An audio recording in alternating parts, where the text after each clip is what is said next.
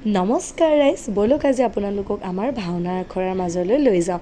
বৰ্তমান মই যাওঁতে দেউতাৰ লগতে গৈ আছোঁ আৰু গৈ পাই মই তাতে মোৰ নিজৰ বেষ্ট ফ্ৰেণ্ডক লগ পাই গ'লোঁ। যিহেতু সি সদায় আহে, সেইবাবে তাৰ লগত মই অকণমান খেলোঁৱে আৰু সি সেইকাৰণে আহিলৈ মোৰ ওচৰতে বহি আছে আৰু তাৰপিছতে আখৰাও আৰম্ভ হৈ গ'ল। ৰ'ব ভাওনাখনি কেতিয়া অনুষ্ঠিত হ'ব, ক'ত অনুষ্ঠিত হ'ব জনাবলৈ পাহৰি গৈছিলোঁ।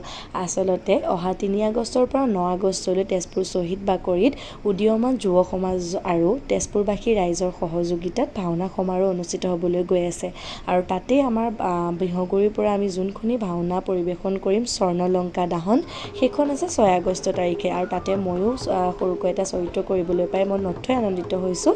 আৰু কি জানেনে ৰাইজ, মেইন প্ৰগ্ৰেমৰ ভিডিঅ'টো আপোনালোকে চায়ে থাকে আৰু এই প্ৰগ্ৰেমখনৰ এই ভাওনাখনৰ মই আপোনালোকৰ লগত ভিডিঅ'টো শ্বেয়াৰ কৰিমেই, কিন্তু এই ভাওনাৰ আখৰাত আমি সকলোৱে একেলগে কটোৱা যোনখিনি মুহূৰ্ত সেইবোৰো কিন্তু বিশেষ দেই, কাৰণ এই আখৰাত কটোৱা মুহূৰ্তখিনিৰ বাবেই চাগে সকলোৰে লগত এটা ঘনিষ্ঠ সম্পৰ্ক গঢ় লৈ উঠে, যাৰ বাবে এতিয়া মই ক'ব পাৰোঁ যে এওঁলোক মোৰ এতিয়া পৰিয়ালৰ নিচিনা।